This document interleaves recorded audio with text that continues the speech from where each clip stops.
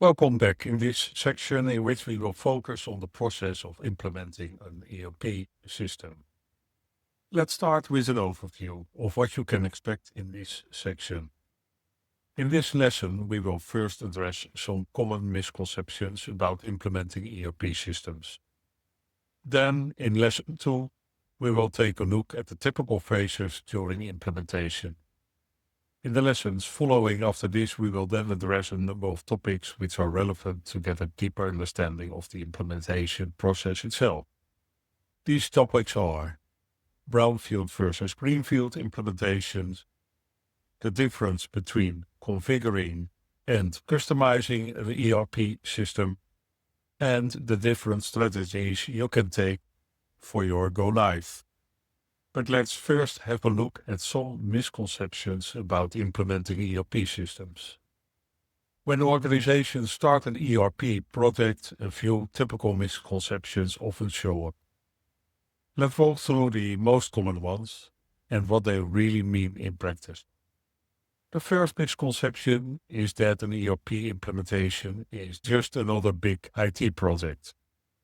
Many people think ERP is mainly an IT exercise, installing software, setting parameters, and pushing buttons.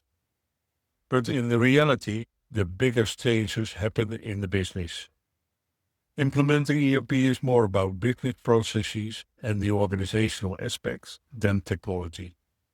For example, moving from Excel-based sales to a structured sales order process is a business change, not a technical one. The technology just supports the new way of working. Another misconception is that going live on time and on budget is the same as being successful. However, a project can go live exactly on schedule and struggle afterwards, because success isn't just turning on the system. Technical success is easy compared to decision making and change management. Success is people understanding the new processes, trusting the functionality and data, and working in a consistent way.